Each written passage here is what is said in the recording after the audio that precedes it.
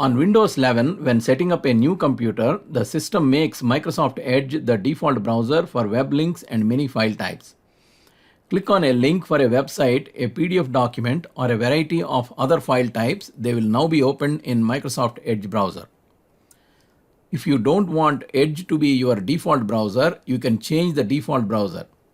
Normally, the first time you go into another browser that is not Edge, say Google Chrome, it will ask if you like to make it the default instead.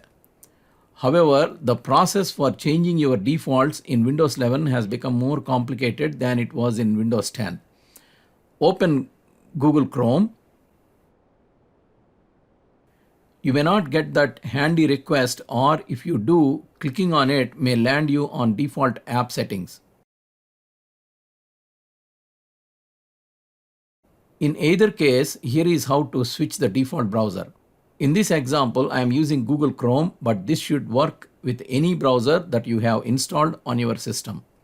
Open the Start menu and click on Settings app.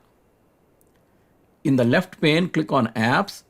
Click on Default Apps on the right. Under Set Defaults for Applications, either scroll down to where your preferred browser is listed or type the name in the Search Apps field. For example, search for Chrome and click on Google Chrome in the search results. Several browser-related file types will be listed under Set Default File Types or Link Types. At the top of the list, you will see a line that reads Make Google Chrome your default browser. To the right of that, you will see a button labeled Set Default. Click on Set Default. When you click on the Set Default button, some of file types, but not necessarily all, will switch from Edge to your preferred browser. Look for the file types that were assigned to Edge, such as .htm, .html, HTTP, HTTPS, etc., which have changed to Chrome.